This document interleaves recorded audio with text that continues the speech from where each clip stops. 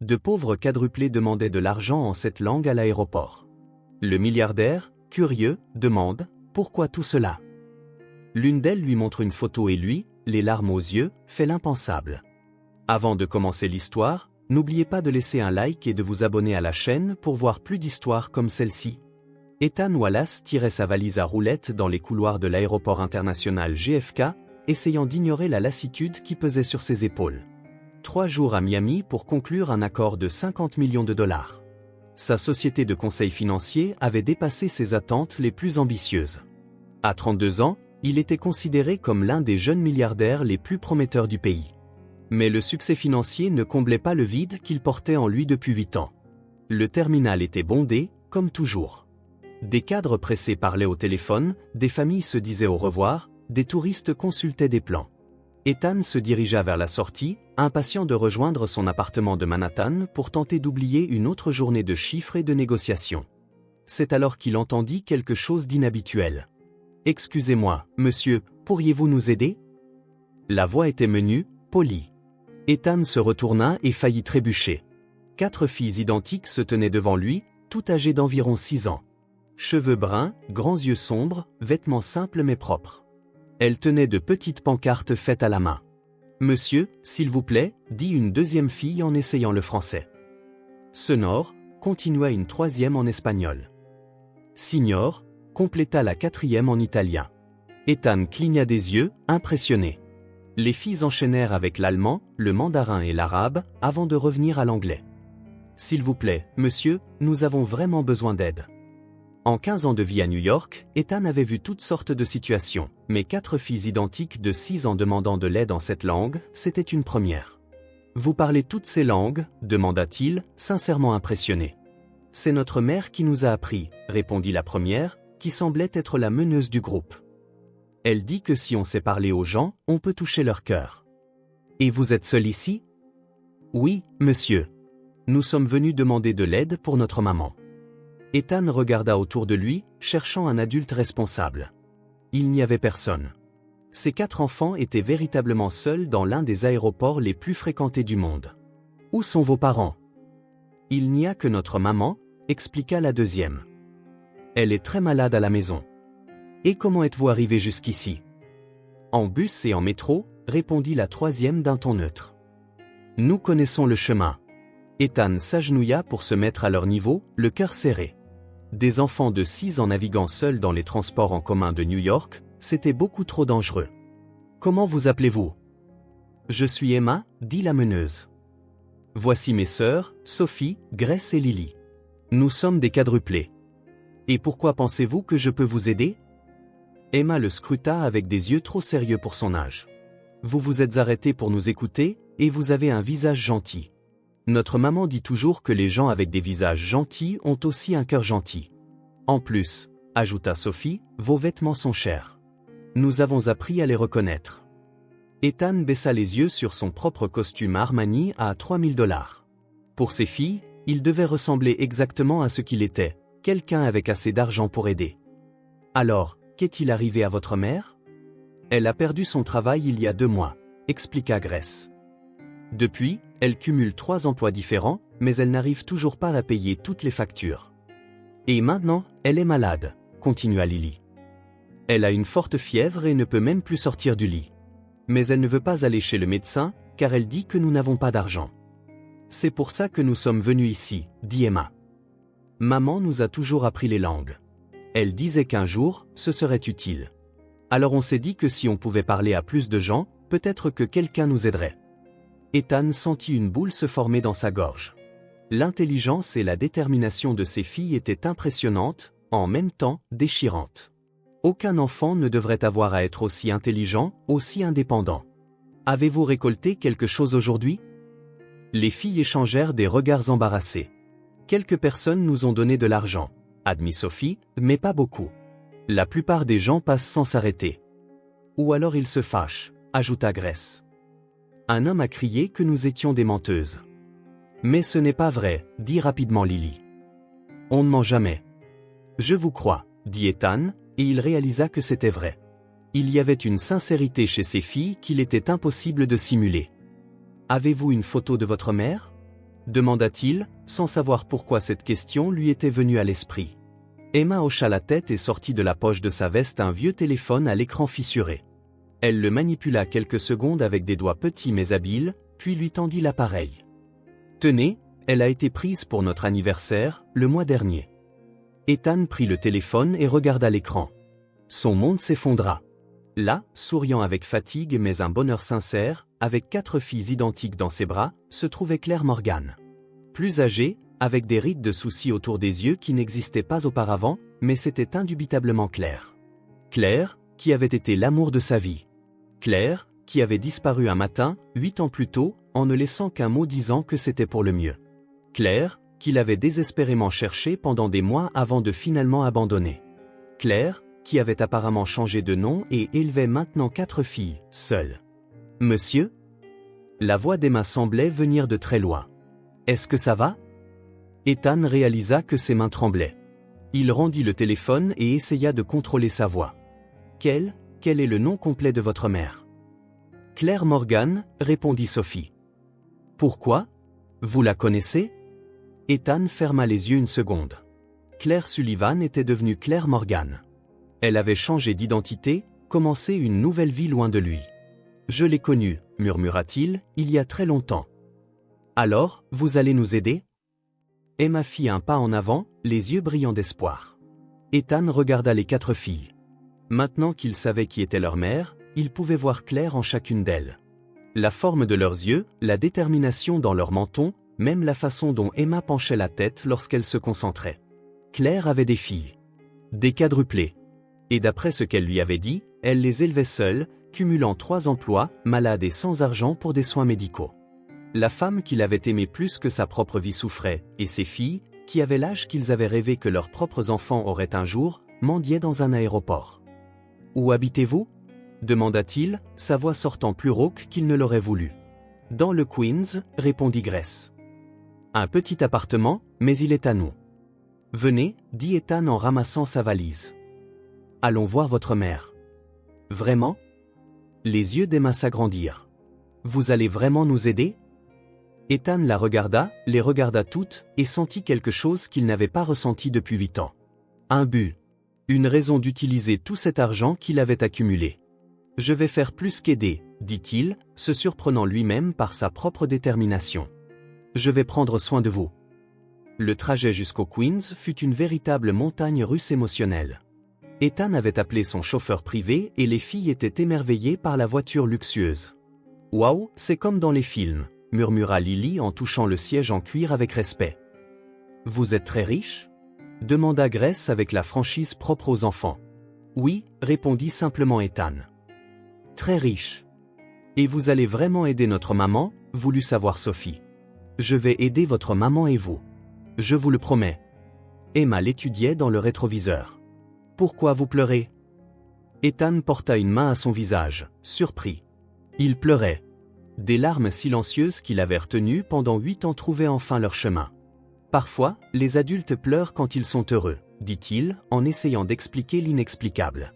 « Notre maman pleure comme ça, des fois, » observa Lily. « Quand elle croit qu'on ne la regarde pas. » Le poids sur la poitrine d'Ethan s'intensifia. Claire pleurait seule. Claire, qui avait toujours été forte, indépendante, était en train de se briser en silence. « Parlez-moi d'elle, » demanda-t-il.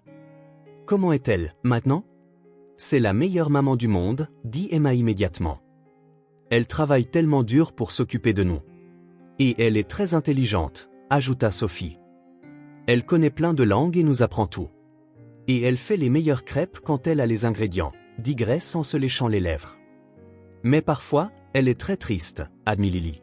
« Surtout quand les factures arrivent. »« Elle ne parle jamais de notre papa, » dit soudainement Emma. « On sait qu'il y en a un, parce que tout le monde en a un, mais elle ne nous dit jamais rien. » Ethan déglutit difficilement. Qui était le père des filles, et pourquoi n'était-il pas dans leur vie ? « Nous sommes arrivés, » annonça le chauffeur. L'immeuble où vivait Claire était vieux, en besoin de réparation. Ce n'était pas le pire endroit qu'Ethan ait jamais vu, mais c'était loin d'être convenable pour une mère célibataire avec 4 filles. Les filles le guidèrent dans les escaliers jusqu'au 3e étage. Ethan sentait son cœur battre la chamade à chaque marche. Dans quelques secondes, il allait revoir Claire. La femme qu'il avait aimée, la femme qui s'était enfuie, la femme qui, apparemment, avait reconstruit sa vie sans lui. Appartement 3B, dit Emma en s'arrêtant devant une porte qui avait jadis été bleue. Ethan prit une profonde inspiration. 8 ans de questions sans réponse allaient enfin en avoir quelques-unes. Emma frappa à la porte. « Maman, c'est nous. Et on a ramené une surprise. » Des pas lents s'approchèrent, le son de plusieurs verrous qu'on défaisait, preuve évidente que Claire se souciait de la sécurité dans un quartier qui n'était probablement pas des plus sûrs. La porte s'ouvrit et elle était là. Claire paraissait plus petite que dans son souvenir, plus mince, plus fragile. Elle portait un pyjama froissé et ses cheveux étaient attachés en un chignon désordonné. Elle était visiblement malade, pâle, avec de profonds cernes sous les yeux, tremblant légèrement. Mais c'était toujours Claire. C'étaient toujours les mêmes yeux qui l'avaient hypnotisée 8 ans plus tôt. C'était toujours la femme qu'il avait aimée plus que sa propre vie. Elle regarda d'abord ses filles, le soulagement évident sur son visage. Puis ses yeux se tournèrent vers Ethan. La transformation de son expression fut instantanée. Le choc, la terreur, quelque chose qui aurait pu être de l'espoir ou de la panique, il ne pouvait pas distinguer. « Toi » fut tout ce qu'elle réussit à dire, sa voix sortant comme un murmure étranglé. « Salut, Claire » dit Ethan, essayant de garder sa voix stable malgré le séisme émotionnel qu'il ressentait. « Tes filles m'ont trouvé. » Claire regarda les filles avec un mélange de fierté et de désespoir. « Je vous avais dit de ne pas sortir seule, murmura-t-elle. « Mais maman, tu étais si malade, protesta Emma. Et on a trouvé de l'aide. Voici monsieur Ethan, il est très riche et très gentil, et il te connaît, ajouta Sophie avec enthousiasme. Il a pleuré quand il a vu ta photo. Claire ferma les yeux comme si elle essayait de se réveiller d'un cauchemar, ou peut-être d'y replonger. Entrez, dit-elle finalement en s'écartant de la porte. S'il vous plaît. L'appartement était petit mais organisé. Des meubles de seconde main, des murs qui avaient besoin d'être repeints, mais tout était propre et entretenu avec amour. Il y avait des dessins des filles collés sur le réfrigérateur, des livres en plusieurs langues empilés sur une étagère improvisée. Claire s'appuya contre le mur, luttant visiblement pour rester debout. « Tu ne devrais pas être là, dit-elle, mais sans hostilité, plutôt comme le constat de l'inévitable. Tes filles demandaient de l'argent à l'aéroport, Claire, répondit Ethan. En cette langue différente. Claire ferma les yeux, l'humiliation et la fierté se livrent en bataille sur son visage. Je ne savais pas. Elles ne m'ont pas dit ce qu'elles allaient faire. Maman, on voulait juste aider, dit Grace. Monsieur Ethan est très gentil et il va s'occuper de nous, compléta Lily. Claire regarda Ethan avec une expression proche de la panique. Ethan, tu ne comprends pas, tu ne peux pas simplement. Elle fut interrompue par une violente quinte de toux. Quand elle s'arrêta, elle était à bout de souffle et encore plus pâle. Tu as besoin d'un médecin, dit Ethan. Je ne peux pas me le permettre. Moi, je peux. Et je le ferai. Non, Claire. Tu es visiblement très malade. Tes filles mendient pour t'acheter des médicaments. Ce n'est pas une discussion. Elle essaya d'argumenter, mais une autre vague de tout la coupa. Ça suffit, dit Ethan, prenant une décision. Nous allons à l'hôpital. Maintenant. Les filles, elles viennent avec nous. Claire le regarda pendant un long moment. Il vit la fierté combattre le soulagement, le besoin combattre la peur. Pourquoi ? Demanda-t-elle finalement. Pourquoi veux-tu faire ça ? Ethan la regarda, elle, les 4 filles qui suivaient la conversation avec de grands yeux pleins d'espoir, l'appartement qui racontait une histoire de lutte, d'amour et de sacrifice. Parce qu'il y a 8 ans, j'ai perdu la personne la plus importante de ma vie, dit-il, la voix chargée d'émotion. Et je ne vais pas te perdre à nouveau. Claire se mit à pleurer, des larmes silencieuses qu'elle essaya de cacher à ses filles. D'accord, murmura-t-elle. Mais plus tard, il faudra qu'on parle. Plus tard, acquiesça Ethan. Maintenant, occupons-nous de toi. Pendant que Claire allait se changer, Ethan appela son médecin privé. Le docteur Harrison était discret, compétent et ne posait pas de questions. Dans 15 minutes, il serait à l'hôpital privé pour les attendre. « Tu vas rester avec nous ?» demanda Emma. « Je resterai avec vous aussi longtemps que vous aurez besoin de moi, promit Ethan. Et pour la première fois en 8 ans, il sentit qu'il était exactement là où il devait être. Claire avait été admise en observation. Le médecin privé d'Ethan, le docteur Harrison, avait confirmé un début de pneumonie qui aurait pu être grave si elle n'avait pas été traitée. Elle resterait au moins 2 jours à l'hôpital, recevant des antibiotiques par voie intraveineuse. Maintenant, Ethan était dans le couloir de pédiatrie, regardant 4 filles identiques assises sur une rangée de chaises bleues. Elles balançaient leurs jambes, qui n'atteignaient pas le sol, et chuchotaient entre elles. « Et maintenant ?» demanda Emma, toujours la porte-parole du groupe. « Maintenant, vous venez avec moi, » dit Ethan. « Votre maman va bien se porter, mais elle a besoin de se reposer. Et vous, vous avez besoin de manger quelque chose. »« On peut rester ici ?» proposa Sophie. On sait être silencieuse dans les hôpitaux. La désinvolture avec laquelle elle dit cela serra le cœur d'Ethan. Des enfants de 6 ans ne devraient pas avoir l'habitude d'être silencieuses dans les hôpitaux. « Non, vous venez avec moi. On va manger et ensuite, eh bien, on verra. » Grace le regarda avec curiosité. « Voir quoi ? Où vous allez dormir ce soir ?» Les filles échangèrent des regards. « On peut rentrer à la maison, » dit Lily. « On peut s'occuper de nous-mêmes. » « Absolument pas, » répliqua Ethan immédiatement. « Vous ne resterez pas seul. »« Mais on est toujours seul quand maman travaille tard, » argumenta Emma. Une autre révélation qui poussa Ethan à se demander comment Claire en était arrivée là. Mais ce n'était pas le moment pour les questions difficiles. « Pas aujourd'hui, » dit-il simplement. « Aujourd'hui, vous restez avec moi. » Ils quittèrent l'hôpital et Ethan appela son chauffeur. Les filles semblaient toujours aussi impressionnées par la voiture de luxe, touchant les sièges en cuir avec révérence. « Où est-ce qu'on va manger ?» demanda Sophie. Ethan pensa au restaurant cher qu'il fréquentait, des endroits avec des serveurs guindés, des menus en français, une atmosphère feutrée, totalement inadaptée à 4 enfants de 6 ans. « Vous aimez les burgers ?» demanda-t-il. « On n'en a jamais mangé, » admit Grace. « Jamais ? Maman dit que c'est trop cher, » expliqua Emma. « On mange à la maison. » Ethan sentit un pincement au cœur. Les burgers étaient considérés comme de la nourriture bon marché, de la restauration rapide. Pour Claire, c'était un luxe inabordable. « Eh bien, aujourd'hui, vous allez goûter, » dit-il. « Charles, conduisez-nous au restaurant de burgers réputé le plus proche. » 15 minutes plus tard, il se trouvait dans un établissement animé de l'Upper East Side. L'ambiance était décontractée, pleine de familles et de jeunes, très différente du monde calme et formel qu'Ethan habitait. Les filles s'assirent à une table ronde, regardant autour d'elles avec de grands yeux. Tout était nouveau pour elles, les lumières colorées, l'odeur de friture, le brouhaha des conversations. « Qu'est-ce que vous voulez ?» demanda Ethan en tenant le menu. « On ne sait pas lire certains noms, » admit Sophie. Ethan s'assit à côté d'elle et commença à expliquer chaque plat. Burger, frites, milkshake, nuggets.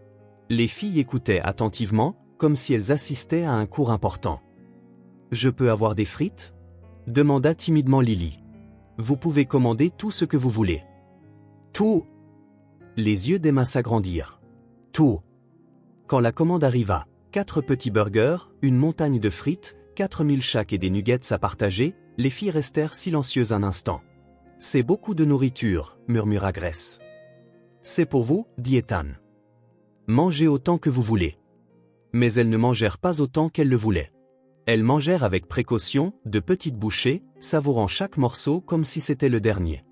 Elles gardèrent quelques nuggets dans leurs serviettes. « Pourquoi vous les gardez ?» demanda Ethan. « Pour plus tard, » répondit Emma. « Au cas où on aurait faim. Si vous avez faim, on achètera d'autres nourritures. » Les filles le regardèrent comme s'il avait dit quelque chose d'impossible. « On peut acheter de la nourriture quand on veut ?» demanda Sophie. La question innocente frappa Ethan comme un coup de poing. Pour lui, la nourriture était quelque chose qui avait toujours été disponible. Pour ses filles, c'était une ressource limitée qu'il fallait rationner. « Oui, » dit-il doucement. « Quand vous voulez. » Lily se mit à pleurer doucement. « Pourquoi tu pleures ?» demanda Grace, inquiète. « C'est juste, c'est tellement bon, » sanglota Lily. « Et j'avais tellement faim, mais je ne voulais pas le dire à maman. » Ethan sentit sa gorge se nouer. Des enfants de 6 ans cachant leur propre faim pour ne pas inquiéter leur mère. « Vous n'aurez plus jamais à avoir faim, » dit-il, sa voix sortant plus rauque qu'il ne l'aurait voulu. « Je vous le promets. » Emma l'étudia avec ses yeux sérieux. « Comment pouvez-vous le promettre ? » « Parce que j'ai assez d'argent pour m'occuper de vous. De vous toutes. »« Pour toujours ?» demanda Grace. « Pour toujours. » Les filles se remirent à manger, maintenant plus détendues. Ethan observait chacune d'elles, essayant d'identifier leurs personnalités individuelles. Emma était clairement la meneuse, parlant toujours pour le groupe, toujours alerte. Sophie semblait être la plus observatrice, prêtant attention à tout ce qui l'entourait. Grace avait un sens de l'humour naturel, faisant de petites blagues qui faisaient rire ses sœurs. Lily était la plus sensible, celle qui exprimait les émotions que les autres essayaient de cacher. Vous êtes toutes très différentes les unes des autres, observa-t-il. Tout le monde dit qu'on est pareil, dit Sophie. Mais on sait que ce n'est pas vrai. Comment faites-vous pour vous reconnaître? C'est facile, répondit Grace. Emma fronce toujours les sourcils quand elle réfléchit. Sophie se mord la lèvre quand elle est nerveuse. Lily joue avec ses cheveux quand elle est triste. Et moi? Elle fit une pause et réfléchit, eh bien, je ris plus que les autres. Et comment les gens de l'extérieur vous différencient? Ils ne le font pas, dit Emma d'un ton neutre. À l'école, les maîtresses nous confondent toujours. Parfois, on échange nos places juste pour voir si elles remarquent. Et elles remarquent? Jamais. Les quatre éclatèrent de rire ensemble. Ethan sourit. C'était la première fois qu'il les voyait vraiment détendus, agissant comme des enfants normaux. Et à la maison, est-ce que votre mère vous confond? Maman ne nous confond jamais, dit Lily avec fierté. Elle sait toujours qui est qui, même dans le noir. Comment? Elle dit que chacune de nous a une odeur différente, expliqua Sophie. Et des manières différentes de respirer quand on dort. Le dévouement de Claire à connaître chaque fille individuellement toucha profondément Ethan. Même en élevant seules 4 filles identiques, elle s'était efforcée de reconnaître l'unicité de chacune. Qu'est-ce que vous aimez faire pour jouer? Demanda-t-il en changeant de sujet. On invente des histoires, dit Emma. Et on joue à l'école. C'est toujours moi la maîtresse. Bien sûr que c'est toi, marmonna Grace, faisant rire ses sœurs. Et qu'est-ce que vous aimez faire chacune? J'aime dessiner, dit Sophie. Surtout les gens. J'aime chanter, dit Grace. Maman nous a appris des chansons. J'aime lire, dit Lily. Même si je ne connais pas encore tous les mots. Et moi, j'aime m'occuper de mes sœurs, dit Emma simplement. Une fois de plus, la maturité précoce d'Emma serra le cœur d'Ethan. À 6 ans, elle avait déjà endossé un rôle de responsabilité qui ne devrait pas être le sien. Aujourd'hui, tu n'as pas à t'occuper de personne, dit-il à Emma. Aujourd'hui, c'est juste pour jouer. Où? Demanda Grace. Chez moi. Quand elles eurent fini de manger, Ethan les emmena dans son appartement de Manhattan. C'était un penthouse avec vue sur Central Park, décoré par un designer célèbre. Tout en ton neutre, meubles coûteux, art moderne aux murs. Élégant, sophistiqué et complètement impersonnel. Les filles entrèrent et restèrent silencieuses, regardant autour d'elles avec révérence. « Oh » murmura Sophie. « C'est comme un musée. »« Vous pouvez tout toucher » dit rapidement Ethan. « Vous pouvez vous asseoir où vous voulez, jouer où vous voulez. » Mais elles restèrent debout à l'entrée, clairement intimidées. « On ne va rien casser » demanda Lily, inquiète. « Et si vous le faites, ce n'est pas grave. Ce ne sont que des objets. » Emma le regarda d'un air sceptique. Maman dit toujours que quand on va chez les autres, il faut faire très attention. Ce n'est pas chez les autres. Aujourd'hui, c'est aussi chez vous. Peu à peu, elles commencèrent à explorer. Timidement d'abord, touchant les choses avec précaution, puis avec plus d'assurance. Grace découvrit le piano à queue dans le salon. « Je peux jouer » demanda-t-elle. « Bien sûr. » Elle appuya sur quelques touches, créant une mélodie simple mais douce. Bientôt, les 3 autres la rejoignirent, chantant doucement une chanson que Claire leur avait apprise. Ethan s'assit sur le canapé, les regardant. Sa maison avait toujours été silencieuse.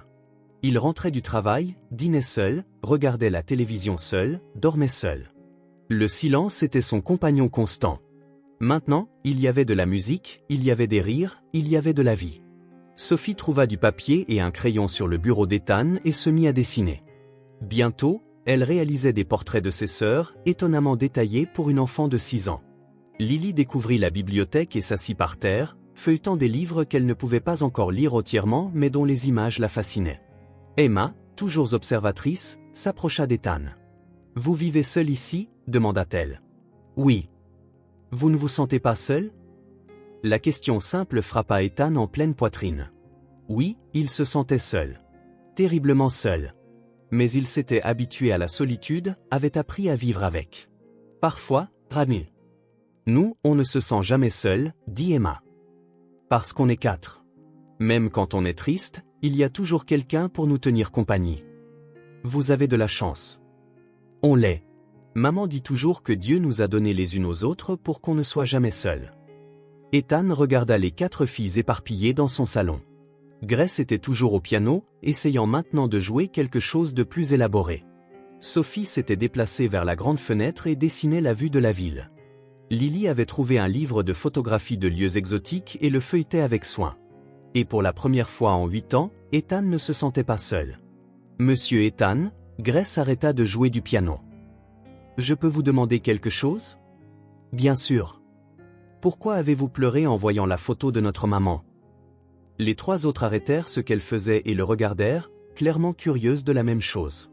Ethan réfléchit à la manière de l'expliquer sans entrer dans des détails trop complexes pour des enfants.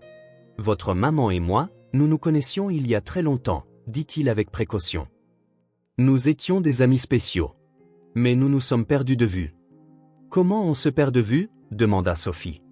Parfois, les adultes prennent des décisions compliquées, dit-il, répétant les propres mots de Claire de la veille.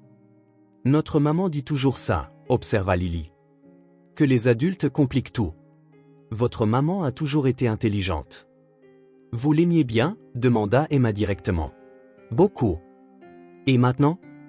Ethan hésita. Comment expliquer à une enfant de 6 ans qu'on n'a jamais cessé d'aimer quelqu'un, même après 8 ans de séparation? Je l'aime toujours, dit-il simplement. Alors, vous allez vous remettre ensemble? Demanda Grace, pleine d'espoir. Je ne sais pas. C'est une décision que votre maman doit prendre aussi. Elle voudra, affirma Emma avec conviction. Maman est triste parfois, on le voit. Et les gens tristes ont besoin de gens qui les aiment bien. Leur sagesse simple surprit à nouveau Ethan. Vous êtes toutes très intelligentes, dit-il. Maman nous a appris à faire attention aux choses, expliqua Sophie. Elle dit que quand on fait vraiment attention, on peut comprendre ce que les gens ressentent.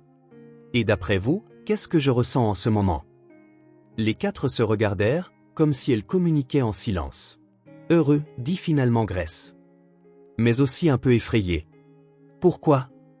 Parce que ça fait longtemps que vous n'avez pas eu de vraie compagnie, observa Emma. Et maintenant, vous en avez 4 d'un coup. Et ça, c'est effrayant. Non, dit Lily. C'est bien. La maison est mieux avec des gens dedans. Ethan regarda autour de lui. Elle avait raison. L'appartement qui lui avait toujours semblé élégant et sophistiqué paraissait maintenant juste froid. Mais avec les filles, avec leurs dessins éparpillés, avec le son du piano et leurs conversations, tout semblait plus vivant.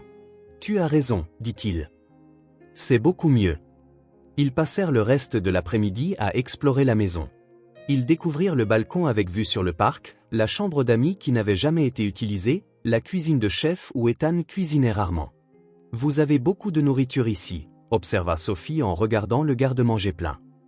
Et pas d'enfants pour aider à la manger, ajouta Grace. Maintenant, j'en ai 4, dit Ethan. Le soir tombant, les filles commencèrent à avoir sommeil. Cela avait été beaucoup d'émotions en une seule journée. La maladie de leur mère, l'hôpital, le repas au restaurant de burger et la nouvelle maison. Où est-ce qu'on va dormir? Demanda Emma. Ethan réalisa qu'il n'avait pas bien planifié cela. Il avait une chambre d'amis, mais un seul lit king size. Vous dormez ensemble d'habitude? Toujours, dit Lily. On a 2 lits dans notre chambre, mais parfois on dort toutes dans un seul. Surtout quand on est inquiète, ajouta Sophie. Vous êtes inquiète aujourd'hui? Un petit peu, admit Emma. Pour maman qui est à l'hôpital. Elle va s'en sortir, les assura Ethan. Le docteur Harrison est le meilleur médecin que je connaisse. Il prépara la chambre d'amis, mettant des oreillers supplémentaires sur le grand lit. Les filles prirent leur bain, une par une. Bien qu'identiques, chacune avait de petits rituels différents. Emma se brossait les dents pendant exactement 2 minutes. Sophie se coiffait même si elle savait qu'elle allait dormir. Grace chantait doucement sous la douche. Lily vérifiait toujours que la porte était bien fermée. Quand elles furent enfin toutes au lit, vêtues de t-shirt qu'Ethan avait improvisé comme pyjama, elles semblaient bien petites dans ce grand lit. Monsieur Ethan, appela Grace dans le noir. Oui? Merci. Pourquoi? Pour vous être occupé de nous et de notre maman. Vous n'avez pas à me remercier. Si, on doit, dit Emma. Maman dit toujours que quand quelqu'un est gentil avec nous, on doit le remercier. Votre maman vous a bien élevé. Elle nous a appris à être polis, même quand on est triste ou qu'on a peur, ajouta Sophie. Et vous avez peur, maintenant? Un peu, admit Lily. Mais moins que si on était seul. Ethan s'assit dans le fauteuil à côté du lit. Voulez-vous que je reste ici jusqu'à ce que vous vous endormiez? Vous pouvez, demanda Emma, pleine d'espoir. Bien sûr. Il s'installa dans le fauteuil et regarda les 4 filles s'installer dans le lit. Elles s'arrangèrent naturellement, Emma sur le bord, toujours en position de protéger les autres, Sophie et Grace au milieu, proches l'une de l'autre, Lily de l'autre côté, son pouce près de la bouche bien qu'elle ne le suce plus. En quelques minutes, leur respiration devint régulière. Ethan resta assis, à les regarder. Pour la première fois en 8 ans, il n'était pas seul à la maison. Pour la première fois en 8 ans, il y avait de la vraie vie dans ces pièces silencieuses. Pour la première fois en 8 ans, il avait l'impression d'appartenir à un endroit. Les filles avaient comblé un vide dont il ne soupçonnait même pas l'existence. Pas seulement le silence physique de la maison, mais quelque chose de plus profond, une absence de but, de connexion réelle, d'amour. Maintenant, il y avait 4 petites personnes qui dépendaient de lui, 4 avenirs qu'il pouvait aider à façonner, 4 cœurs qu'il pouvait protéger. Et peut-être, juste peut-être, une chance de reconquérir l'amour qu'il avait perdu 8 ans plus tôt. Ethan sourit dans le noir, écoutant la respiration douce des filles. Pour la première fois depuis longtemps, il était exactement là où il voulait être. Le lendemain matin, Ethan se réveilla au son de petits rires venant de la cuisine. Pendant un instant, il fut désorienté. Il ne s'était pas réveillé au son d'autres personnes dans sa maison depuis 8 ans. Il se leva et trouva les 4 filles assises à la table de la cuisine, partageant un bol de céréales qu'elles avaient trouvé dans le placard. Elles mangeaient lentement, prenant chacune de petites cuillerées. « Bonjour, dit Ethan. »« Bonjour, monsieur Ethan, » répondirent-elles à l'unisson. Vous n'étiez pas obligé de partager un seul bol. Il y a assez de céréales pour chacune d'entre vous. Emma le regarda, surprise. Vraiment? Bien sûr. Et il y a d'autres choses aussi. Laissez-moi vous préparer un vrai petit déjeuner. Il ouvrit le réfrigérateur et remarqua à quel point il était plein, œufs, bacon, fruits, jus, yaourt, des choses qu'il mangeait rarement, conservées par une gouvernante qui venait 2 fois par semaine pour organiser sa maison. « Vous aimez les pancakes » demanda-t-il. « On n'en a jamais mangé, dit Sophie. Notre maman en fait parfois quand elle a de la farine, expliqua Grace. Mais elle appelle ça des crêpes spéciales. Ethan sourit. Claire avait toujours été créative pour rendre spécial le peu qu'elle avait. Il prépara des pancakes, des œufs brouillés, du bacon et servit des fruits coupés. Les filles suivirent chacun de ces mouvements avec attention, comme si elles mémorisaient l'abondance. Quand elles s'assirent pour manger, elles montrèrent de nouveau le même soin que la veille. Petits morceaux, mastication lente, savourant chaque bouchée. « C'est bon » demanda Ethan. « C'est délicieux » dit Lily. « Merci. Vous n'êtes pas obligé de manger si lentement. Il y a beaucoup de nourriture. »« On sait » dit Emma. « Mais maman nous a toujours appris à manger lentement. Elle dit que quand on mange doucement, on se sent rassasié plus vite. » Ethan réalisa que ce n'était pas seulement une question de bonne manière.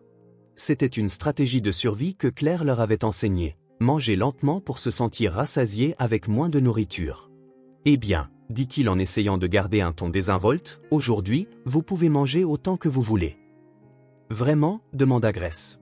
« Vraiment. » Elles échangèrent des regards, comme si elles ne pouvaient pas y croire. « Monsieur Ethan, » dit Sophie avec hésitation, « allez-vous disparaître une fois que notre maman ira mieux ?» La question le prit au dépourvu. « Et pourquoi penserais-tu que je ferais ça ?»« Parce que... » Emma prit le relais, « les gens sont parfois gentils pendant un moment, mais après ils partent. »« Qui vous a dit ça ?»« Personne ne nous l'a dit, » expliqua Grace. « On l'a vu. »« Vu où ?» Les filles se regardèrent, décidant clairement de ce qu'elles devaient raconter. « Maman a perdu son travail, » dit finalement Emma. Les mots sortirent simples, directs, comme s'ils n'étaient qu'un fait de la vie. Ethan arrêta de manger. « Quand est-ce que c'est arrivé ?»« Il y a 3 mois, » répondit Sophie. Elle travaillait dans un grand magasin, elle s'occupait des chiffres. Mais ils ont dit qu'ils n'avaient plus besoin d'elle. Et après, elle a cherché d'autres emplois, continua Grace. Mais c'est difficile d'en trouver un, surtout quand on a 4 filles et qu'on ne peut pas travailler la nuit. Ethan sentit sa poitrine se serrer. Claire, qui avait toujours été brillante avec les chiffres, organisée, efficace, l'imaginait être rejetée entretien après entretien. Parfois, il n'y a pas à manger, dit Lily doucement, comme si elle confessait un secret.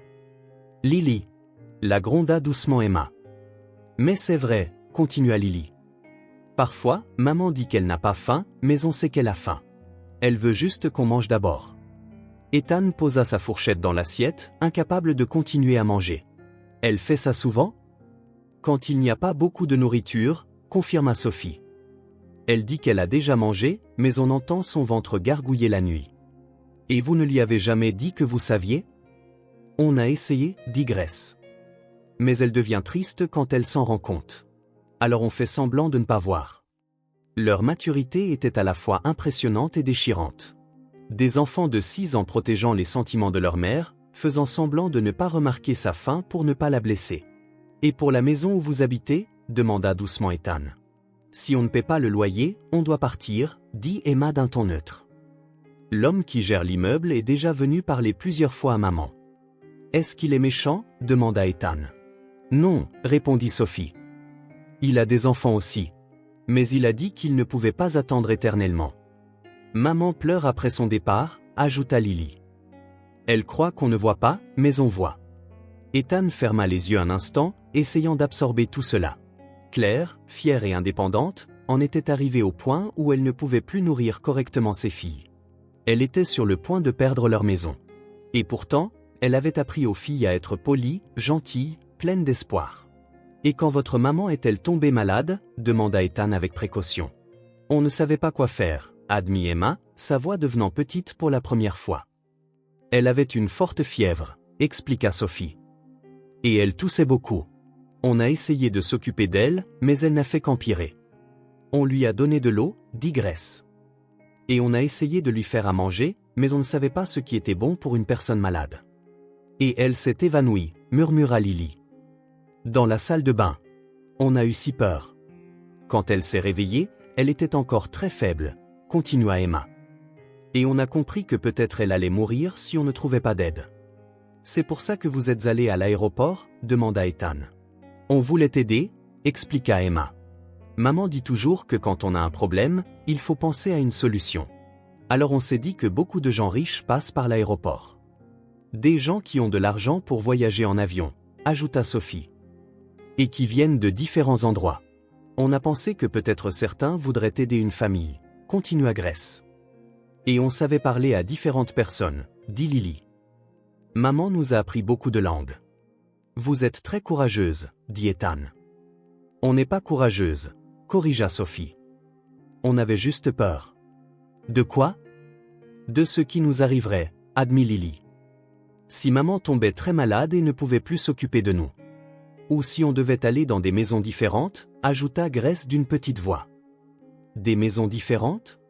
Si quelque chose arrivait à maman, expliqua Emma, il pourrait devoir nous séparer. Parce que 4 enfants, c'est beaucoup pour une seule famille. Le cœur d'Ethan se brisa.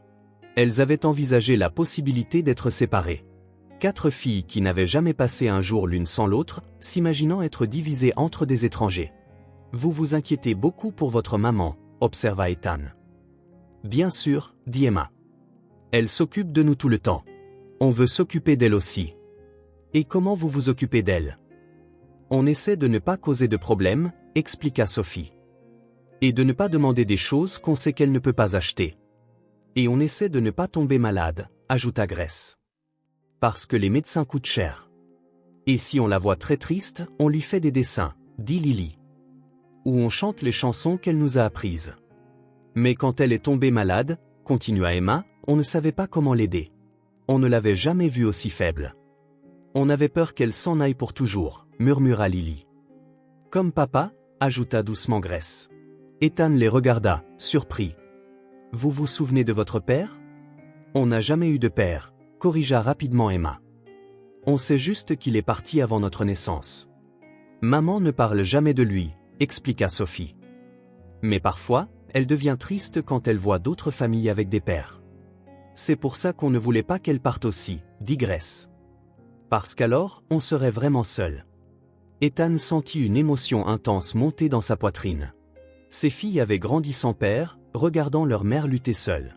Et quand elle était tombée malade, elles avaient affronté la peur la plus profonde qu'un enfant puisse avoir, toute seule. « Monsieur Ethan, » dit Sophie, « merci de nous avoir donné autant à manger. Et de nous avoir laissé dormir chez vous, » ajouta Grace. « Et d'aider notre maman, » dit Lily. « Et de ne pas être parti quand on vous a dit la vérité, » termina Emma. Ethan les regarda, ressentant une émotion qu'il n'avait pas éprouvée depuis des années. C'était de l'amour. Pur, simple, inévitable. Ces 4 filles étaient entrées dans sa vie il y a moins de 2 jours et avaient déjà tout changé. Elle et maintenant, il savait avec une certitude absolue qu'il ferait n'importe quoi pour les protéger, pour s'assurer qu'elles n'auraient plus jamais faim, plus jamais à s'inquiéter du loyer, plus jamais à craindre de perdre la seule famille qu'elles aient jamais connue. « Merci, » dit-il, la voix chargée d'émotion. « De m'avoir laissé faire partie de vos vies. »« Vous resterez ?» demanda Lily. « Je resterai, promit Ethan. Aussi longtemps que vous voudrez de moi. » Après le petit déjeuner rempli de révélations, Ethan observa les 4 filles dans le salon. Elles étaient assises sur le canapé, les jambes pendantes, ne sachant manifestement pas quoi faire. Il n'y avait ni jouets, ni activité. Sa maison élégante et minimaliste n'offrait rien pour des enfants. « Vous voulez faire quelque chose ?» demanda-t-il. « On peut dessiner ?» demanda timidement Sophie. « Bien sûr. Laissez-moi aller chercher du papier. » Il apporta quelques feuilles de papier d'imprimante du bureau et un stylo. Les filles regardèrent le matériel rare avec gratitude, comme si c'était un trésor. « Il n'y a qu'un seul stylo, » observa Emma. « On va partager, » dit rapidement Grace. « On partage toujours. » Ethan les regarda s'organiser. Emma prit le stylo en premier, dessina rapidement quelque chose de simple et le passa à Sophie. Sophie fit son dessin et le passa à Grace. Grace dessina et le passa à Lily. Lily termina et le rendit à Emma. C'était un système parfait, créé par nécessité. Elles avaient appris à partager, non par politesse, mais pour survivre. « Vous savez ce qu'il nous faut ?» dit soudainement Ethan. « Du vrai matériel pour vous. »« Vous n'êtes pas obligé, monsieur Ethan, » dit rapidement Emma. « On peut dessiner comme ça. Je sais que vous pouvez.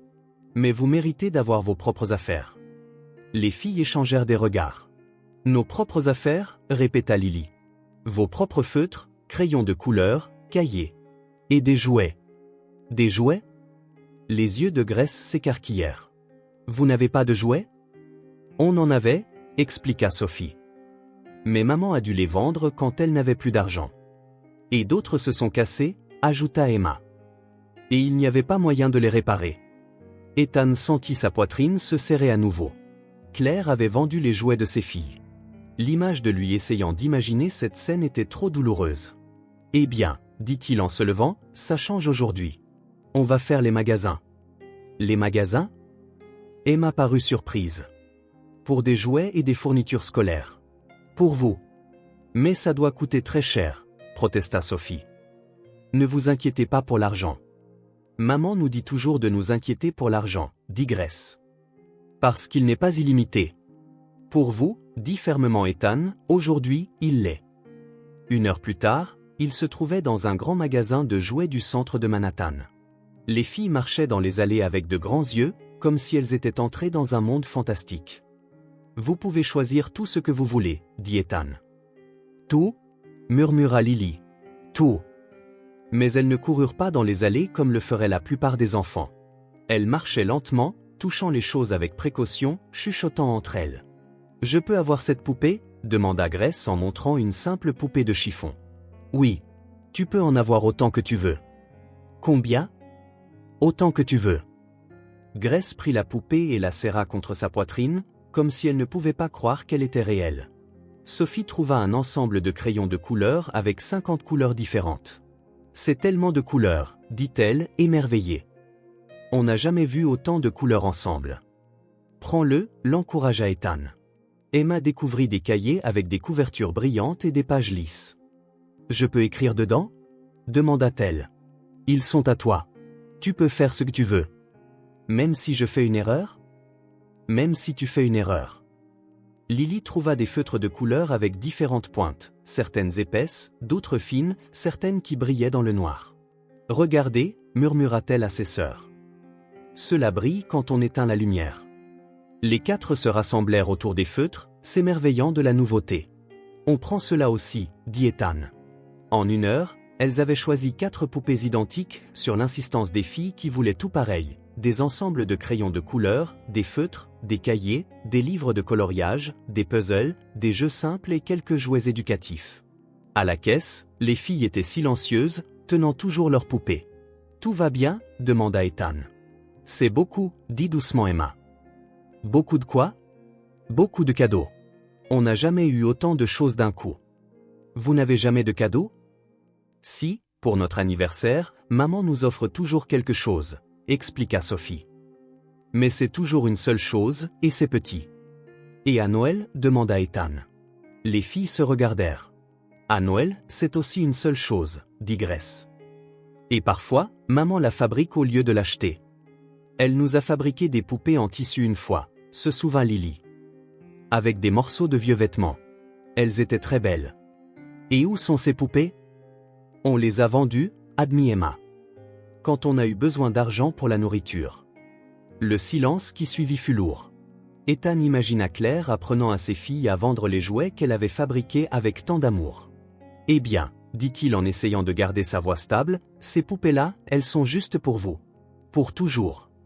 De retour à l'appartement, Ethan étala tous les achats sur la table de la salle à manger. Tout ça, c'est à nous ? demanda Grace, n'y croyant toujours pas. Tout. On peut l'utiliser quand on veut ? Quand vous voulez. Et si on fait des dessins moches ? demanda Lily.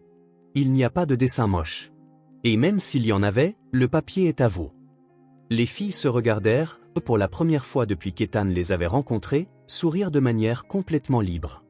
Puis elles coururent vers la table et commencèrent à explorer leur nouveau trésor.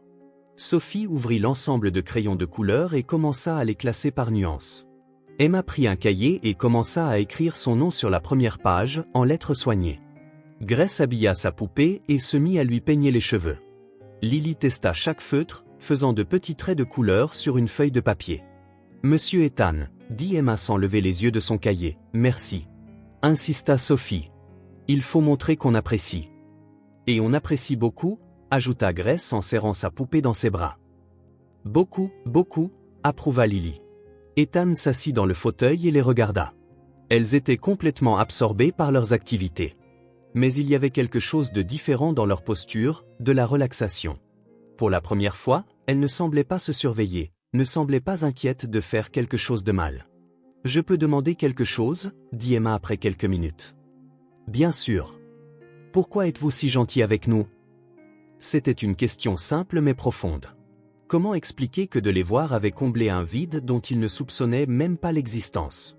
Comment dire que de s'occuper d'elle lui semblait plus juste que tout ce qu'il avait fait au cours des 8 dernières années ? Parce que vous le méritez, dit-il simplement. Le méritez ? Vous méritez d'avoir des jouets. Vous méritez d'avoir du matériel pour dessiner. Vous méritez de ne pas vous inquiéter de l'argent, de la nourriture ou du loyer. Tous les enfants méritent ça ? demanda Sophie. Oui. Tous les enfants méritent ça. Alors pourquoi certains n'ont pas ça ? voulut savoir Grace. La question frappa Ethan comme un coup de poing. Comment expliquer l'injustice sociale à une enfant de 6 ans ? Comment parler d'inégalité à des filles qui la vivaient au quotidien ? Parfois, la vie n'est pas juste, dit-il avec précaution. Mais ça ne veut pas dire que c'est bien. Et vous voulez rendre les choses plus justes pour nous ? demanda Lily. Oui.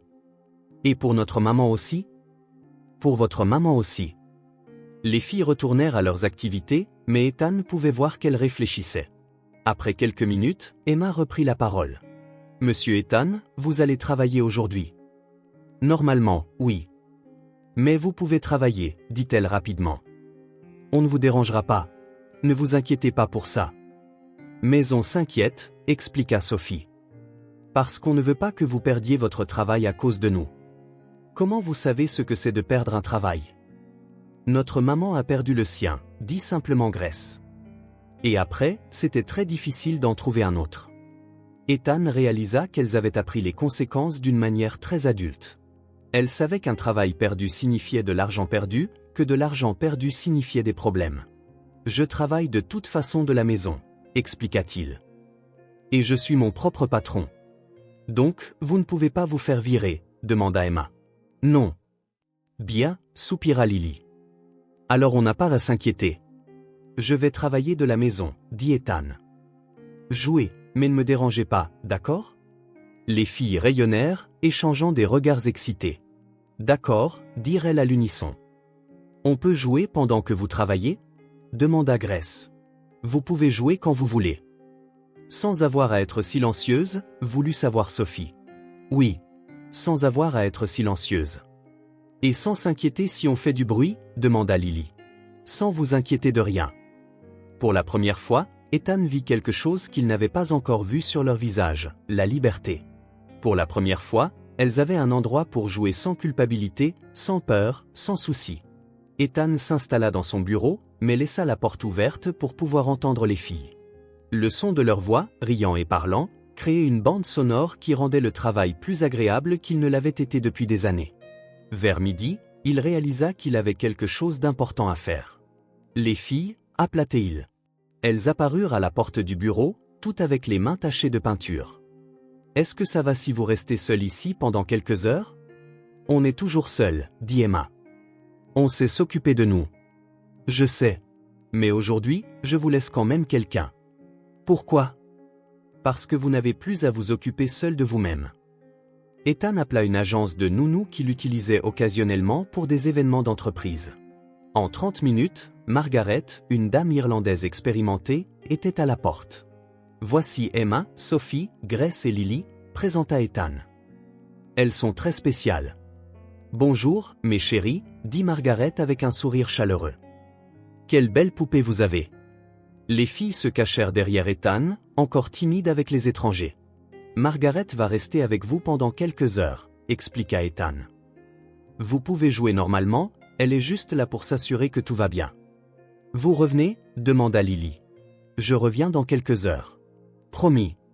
Vous promettez vraiment? Insista Emma. Vraiment promis. Il embrassa chacune d'elles sur le front, un geste qui lui vint naturellement, comme s'il l'avait toujours fait, et partit. Sur le chemin du Queens, Ethan réfléchit à ce qu'il s'apprêtait à faire. C'était un pas important, une déclaration d'intention.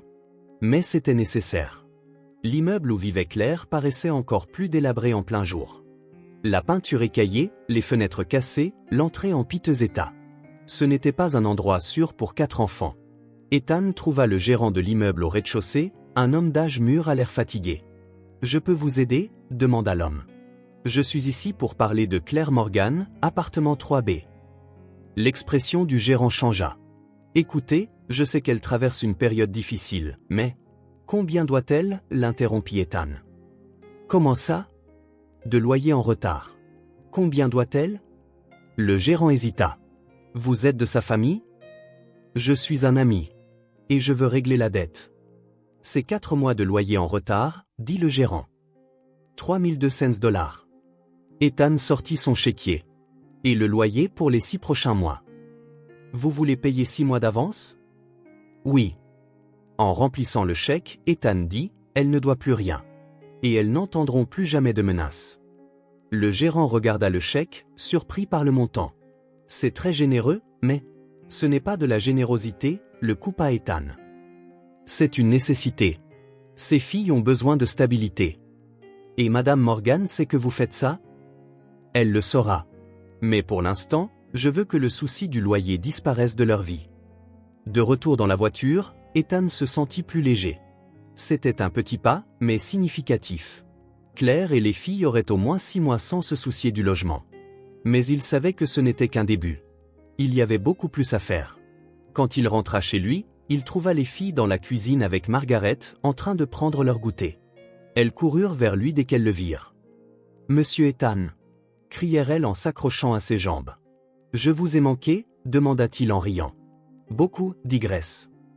Mais on a été sages. »« C'étaient de petits anges, » confirma Margaret. Très polie et prudente. Après le départ de Margaret, les filles retournèrent à leurs jouets. Ethan les regarda, remarquant à quel point elles semblaient plus détendues, plus libres. Pour la première fois de leur vie, elles avaient la liberté de jouer sans culpabilité, sans peur, sans souci. Et pour la première fois en 8 ans, Ethan savait exactement quel était son but. La journée avait été parfaite. Les filles avaient passé des heures à jouer avec leurs nouveaux jouets, à dessiner avec les feutres de couleur, à créer des histoires avec leurs poupées. Ethan avait travaillé de la maison, interrompu occasionnellement par des demandes d'approbation sur un dessin ou une question sur l'orthographe d'un mot. Vers 19 h, ils avaient dîné ensemble. Ethan avait commandé des pizzas, une autre nouveauté pour les filles, qui mangèrent avec leurs soins habituels mais maintenant avec des sourires plus fréquents. « On peut en garder un morceau ?» demanda Emma, pensant toujours à l'avenir. « Vous pouvez manger tout ce que vous voulez, » dit Ethan. « Et si vous avez faim plus tard, on en commandera d'autres. » « D'autres pizzas ?» Les yeux de Grace s'écarquillèrent. « Autant que vous voudrez. » C'était incroyable de voir comment des concepts simples, comme la nourriture disponible à volonté, les surprenaient encore. Après le dîner, elles s'installèrent dans le salon, leur fourniture d'art étalée sur le tapis. Sophie dessinait des portraits de chaque sœur. Grace créait des bandes dessinées avec ses poupées comme personnages. Emma écrivait dans son nouveau cahier. Et Lily coloriait dans un livre avec une concentration absolue. Ethan répondait à des emails sur le canapé, mais en réalité, il passait plus de temps à regarder les filles qu'à travailler. Il y avait quelque chose d'hypnotisant dans la façon dont elles s'organisaient naturellement, communiquaient par des regards et prenaient soin les unes des autres. C'est alors que le premier coup de tonnerre retentit. Les 4 filles s'arrêtèrent instantanément, comme des biches aux aguets. « Ce n'est que le tonnerre, » dit calmement Ethan. « Il va pleuvoir. » Mais le deuxième coup de tonnerre fut plus fort, plus proche. Les fenêtres de l'appartement tremblèrent légèrement. Emma se leva et se dirigea vers la grande fenêtre du salon. Dehors, le ciel était sombre, chargé de nuages épais. Un éclair déchira l'horizon lointain. « C'est un gros orage », observa-t-elle, sa voix essayant de paraître désinvolte mais ne parvenant pas à cacher son inquiétude. Le troisième coup de tonnerre les fit toutes sursauter. Lily laissa tomber son feutre et courut vers Emma. Sophie et Grace les rejoignirent instinctivement. « Vous avez peur des orages ?» demanda Ethan. « Un peu », admit Emma, essayant de paraître courageuse pour ses sœurs. « Juste un peu », acquiesça Sophie, mais sa voix tremblait. Alors qu'un autre coup de tonnerre grondait, la pluie commença. D'abord quelques gouttes sur la fenêtre, puis un déluge complet. Le vent hurlait entre les immeubles, produisant des bruits étranges qui résonnaient dans l'appartement.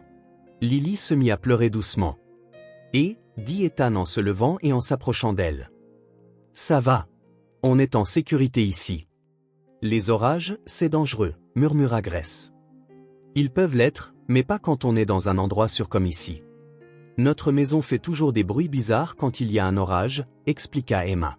« Et parfois, le courant se coupe et il fait tout noir, » ajouta Sophie. « Et froid. » Ethan imagina les 4 filles seules dans l'appartement précaire du Queens pendant les orages, peut-être avec Claire travaillant tard, faisant face aux fuites, aux coupures de courant, à la peur. « C'est différent ici, » dit-il fermement. « Cet immeuble est solide. Le courant ne se coupera pas. Et vous n'êtes pas seul. » Un autre coup de tonnerre, celui-ci plus intense, les fit toutes se blottir encore plus près. « Vous savez ce qu'on faisait quand j'étais enfant pendant les orages ?» demanda Ethan. « Quoi ?» murmura Lily. « On construisait des forts. »« Des forts ?» Des forts avec des draps et des oreillers. Un endroit spécial où les orages ne pouvaient pas entrer. Leurs yeux s'illuminèrent légèrement. « Comment ça marche ?» demanda Emma. « Venez, je vais vous montrer. » Ethan alla chercher des draps dans le placard de la chambre d'amis. Quand il revint, les filles étaient blotties sur le canapé, regardant la pluie par la fenêtre. « D'abord, il faut choisir où le construire, » dit-il en étalant un grand drap. « Que diriez-vous là, entre le canapé et le fauteuil ?» Elles hochèrent la tête, encore craintives mais curieuses. Ethan commença à tendre le drap, utilisant des coussins pour maintenir les extrémités, créant une structure qui ressemblait à une tente improvisée. Les filles suivirent chacun de ces mouvements. « Maintenant, il nous faut plus de draps pour les murs, » dit-il en tendant un autre drap à Emma. « Voulez-vous m'aider ?» Progressivement, elles se laissèrent entraîner dans le projet. Emma tenait une extrémité pendant qu'Ethan fixait l'autre. Sophie aida à disposer les coussins. Grace et Lily apportèrent des oreillers de la chambre. En 15 minutes, ils avaient créé un fort spacieux au milieu du salon. À l'intérieur, il était douillet et isolé des bruits de l'orage. « Maintenant, on entre, » dit Ethan. Les 4 filles rampèrent dans le fort, suivies par Ethan. À l'intérieur, la lumière était douce, filtrée par les draps. L'espace semblait magique, séparé du monde extérieur. « C'est comme une maison secrète, » murmura Lily, émerveillée. Une maison juste pour nous, approuva Grace. Un autre coup de tonnerre retentit, mais cette fois, elles ne tressaillirent pas autant. Le fort semblait offrir une protection psychologique contre la peur. Vous vous sentez plus en sécurité ici? Demanda Ethan. Beaucoup, dit Emma. C'est comme si l'orage ne pouvait pas nous trouver. Exactement. Ils s'installèrent à l'intérieur du fort, assis en cercle avec des oreillers autour d'eux. Ethan remarqua à quel point les filles semblaient plus petites dans cet espace intime, plus vulnérables, mais aussi plus détendues. Monsieur Ethan, dit Sophie, avez-vous peur de quelque chose? Tout le monde a peur de quelque chose, répondit-il. Même les adultes. De quoi avez-vous peur? Demanda Grace. Ethan réfléchit un instant. De quoi avait-il peur? De perdre à nouveau les personnes qu'il aimait. De ne pas être assez bien pour s'occuper d'elles. Que Claire ne veuille pas de lui dans la vie des filles. J'ai peur de décevoir les personnes qui sont importantes pour moi, dit-il honnêtement. Qu'est-ce que ça veut dire? Voulut savoir Emma. De ne pas être capable de bien m'occuper d'elles, de ne pas être ce dont elles ont besoin. Les filles se regardèrent. Vous vous occupez très bien de nous, dit Lily avec conviction. Mieux que personne ne s'est jamais occupé de nous, ajouta Sophie. Sauf notre maman, corrigea rapidement Emma. Sauf notre maman, approuvèrent les autres. La pluie continuait dehors, mais le son était étouffé par les draps. À l'intérieur du fort, ils étaient dans leur propre monde. Je peux vous raconter une histoire? Demanda Ethan. Oui, répondirent-elles à l'unisson. Ethan commença à inventer une histoire sur 4 sœurs princesses qui vivaient dans un château magique. Chacune avait un talent spécial, l'une dessinait des cartes qui montraient des trésors cachés, une autre chantait des chansons qui calmaient les tempêtes, la troisième écrivait des livres qui prenaient vie, et la quatrième avait le don de faire en sorte que n'importe qui se sent aimé. Les filles écoutaient, fascinées, interrompant parfois pour poser des questions ou suggérer des changements à l'histoire. Et elles étaient heureuses? Demanda Grace quand Ethan eut terminé. Très heureuses. Parce qu'elles savaient les unes les autres. Comme nous, observa Sophie. Comme vous. Au fil de la nuit, l'orage commença à se calmer, mais les filles ne montrèrent aucune envie de quitter le fort. Elles se blottirent plus près, utilisant leurs poupées comme oreillers. Ethan s'allongea à côté d'elle, observant comment elles s'arrangeaient naturellement pour dormir. Emma toujours en position de protéger les autres, Sophie et Grace au milieu, Lily de l'autre côté. Monsieur Ethan, murmura une voix dans le noir. Oui. On n'a jamais connu notre père. L'aveu vint doucement, presque inaudible. Ethan ne put identifier laquelle des filles avait parlé. Jamais, demanda-t-il doucement. Jamais. Il est parti avant notre naissance. Il vous manque? Il y eut une longue pause. On ne sait pas, vint la réponse. Comment peut-on regretter quelqu'un qu'on n'a jamais connu? Mais parfois, on se demande, murmura une autre voix, ce que ce serait d'avoir un papa. Et maintenant, on sait, dit une troisième voix. Ethan sentit son cœur s'emballer. Tu sais? C'est comme ça, murmura la quatrième voix. Avoir quelqu'un qui s'occupe de nous, qui nous fait nous sentir en sécurité, qui construit des forts quand on a peur. Qui nous achète des poupées, ajouta une autre. Et qui ne se fâche pas quand on fait du bruit, continua une troisième. Et qui promet qu'on n'aura plus jamais faim, termina la quatrième. Ethan ferma les yeux, sentant une émotion intense monter de sa poitrine. Là, dans ce petit espace douillet, entouré de 4 filles qui n'étaient entrées dans sa vie que depuis quelques jours, il ressentit quelque chose qu'il n'avait jamais éprouvé auparavant, une connexion totale, un but absolu, la certitude qu'il était exactement là où il devait être. C'est ça, l'amour, pensa-t-il. C'est ça, l'amour inconditionnel, protecteur, transformateur. Pas l'amour romantique qu'il avait ressenti pour Claire, mais quelque chose de différent, d'également puissant. L'amour de celui qui choisit de prendre soin, de protéger, de se sacrifier. L'amour d'un père. Vous êtes toutes très spéciales, murmura-t-il dans l'obscurité. Tu es spéciale aussi, répondit une voix endormie. Très spéciale, approuva une autre. Une par une, les voix devinrent plus espacées, plus ensommeillées. En quelques minutes, Ethan entendit les respirations régulières qui indiquaient qu'elle s'était endormie. Il resta éveillé plus longtemps, écoutant la pluie se calmer dehors, observant les petites silhouettes à côté de lui. 4 filles qui avaient perdu leur innocence trop tôt, mais qui pouvaient encore faire confiance, encore aimer. Et qui, d'une manière ou d'une autre, inexplicablement, avaient choisi de lui faire confiance. Là, dans ce fort improvisé, Ethan sut que sa vie avait changé pour toujours. Il ne s'agissait plus seulement de lui, de son entreprise, de son succès financier. Il s'agissait d'elle.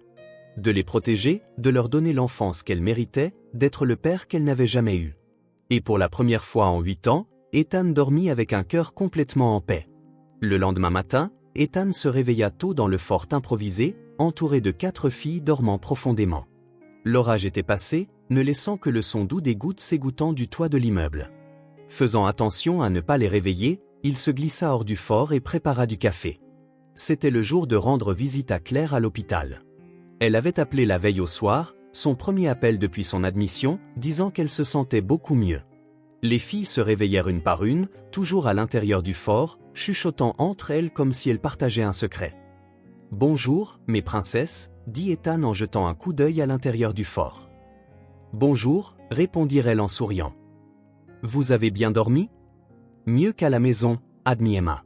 « Là-bas, quand il y a un orage, on reste éveillé, effrayé par le bruit. Ici, on se sentait en sécurité, ajouta Sophie. Après le petit déjeuner, elles se préparèrent à aller à l'hôpital. Les filles étaient impatientes de voir leur mère, mais aussi inquiètes. « Elle va vraiment bien ?» demanda Lily pour la 3e fois. « Elle va très bien », l'assura Ethan. Le docteur Harrison a dit qu'elle allait beaucoup mieux hier. À l'hôpital, ils trouvèrent Claire assise dans son lit, avec beaucoup plus de couleur au visage. Elle portait un pyjama d'hôpital, mais ses yeux étaient vifs et alertes pour la première fois depuis qu'Ethan l'avait retrouvée. « Maman !» crièrent les filles en courant pour la serrer dans leurs bras. « Et, mes princesses » dit Claire en embrassant chacune d'elles. « Vous m'avez tellement manqué. »« Toi aussi, tu nous as manqué » dit Grace. « Mais monsieur Ethan s'est très bien occupé de nous. » Claire regarda Ethan par-dessus la tête de ses filles. Il y avait de la gratitude dans ses yeux, mais aussi autre chose. Un mélange de soulagement et d'inquiétude. « Salut » dit-elle simplement. « Salut. Comment te sens-tu ?»« Beaucoup mieux. Les médecins disent que je peux sortir aujourd'hui. »« C'est super. » Les filles s'installèrent sur le lit autour de Claire, chacune rivalisant pour raconter ses aventures des 2 derniers jours. Elles parlèrent du restaurant, des nouveaux jouets, du fort qu'Ethan avait construit pendant l'orage. Claire écoutait tout attentivement, posant des questions, souriant au passage drôle. Mais Ethan pouvait voir qu'elle traitait bien plus que les mots de ses filles. Elle évaluait à quel point elles semblaient différentes, plus détendues, plus heureuses, plus en sécurité. Elles doivent être une sacrée poignée, dit Claire quand elles firent une pause dans leur récit. Ethan la regarda directement. « Tu as des filles incroyables. Et je suis déjà très attaché à elles. » Quelque chose passa dans les yeux de Claire. De la surprise, peut-être. Du soulagement. « Elles sont vraiment incroyables », acquiesça-t-elle. « Elles sont tout le bien que j'ai au monde. »« Maman, » dit Emma, « Monsieur Ethan nous a acheté des poupées, des feutres et des cahiers. Et il nous a laissé manger de la pizza, ajouta Grace. Et il a construit un fort quand on avait peur de l'orage, dit Lily. Et il a dit qu'on n'aurait plus jamais faim, termina Sophie. Claire regarda à nouveau Ethan, cette fois avec une expression qu'il ne put déchiffrer. Vous pouvez aller voir s'il y a quelque chose d'intéressant dans la boutique de cadeaux de l'hôpital ? Suggéra Claire aux filles. Tenez, un peu d'argent. Elle prit quelques billets froissés de la table de chevet. Elles n'ont pas besoin d'argent, dit rapidement Ethan. Je m'en occupe. Ethan. Les filles, allez voir la boutique. Achetez ce que vous voulez. Après le départ des filles, Claire et Ethan se retrouvèrent seuls pour la première fois depuis leur retrouvaille. Le silence s'étira entre eux, lourd de 8 ans de non-dit. Merci, dit finalement Claire. De t'être occupée d'elle. D'avoir payé l'hôpital. Pour tout. Tu n'as pas à me remercier. Si, je dois. Elle hésita. Je sais que tu dois avoir beaucoup de questions. Ethan rapprocha une chaise du lit et s'assit. J'ai une question, dit-il calmement. Pourquoi es-tu partie ? Claire ferma les yeux et s'adossa à l'oreiller. Quand elle les rouvrit, il brillait de larmes non versées. C'était trop de pression, commença-t-elle, la voix tremblante. Ta mère, elle me jugeait. Elle m'a dit que je n'étais pas assez bien. Ethan sentit une colère familière monter en lui. Sa mère avait toujours été contrôlante, mais il ne savait pas qu'elle avait fait pression directement sur Claire. Qu'est-ce qu'elle t'a dit ? Beaucoup de choses. Que je n'étais pas assez éduquée pour être avec toi. Que je nuirais à ta carrière. que tu te lasserais de moi et qu'il valait mieux que je parte avant que ça n'arrive. Claire, je t'aimais. Ethan. Les larmes se mirent à couler. Mais je pensais que disparaître était pour le mieux. Pour toi. Pour ton avenir. Tu n'avais pas le droit de prendre cette décision seule. Je sais. Mais j'avais 19 ans et j'étais terrifié. Ta mère semblait si sûre que j'allais gâcher ta vie. Ethan se leva et se mit à faire les 100 pas dans la petite chambre, essayant de contrôler sa colère. Et ensuite? Qu'est-il arrivé après ton départ? Claire s'essuya le visage avec le dos de la main. J'ai essayé de recommencer. J'ai trouvé un travail, un petit appartement. Et puis, j'ai rencontré quelqu'un. Ethan arrêta de marcher. Le père des filles? David, dit-elle, le nom ayant comme un goût amer. Il semblait gentil, attentionné. Il disait qu'il m'aimait. Nous sommes restés ensemble quelques mois. Et puis j'ai découvert que j'étais enceinte. Et lui?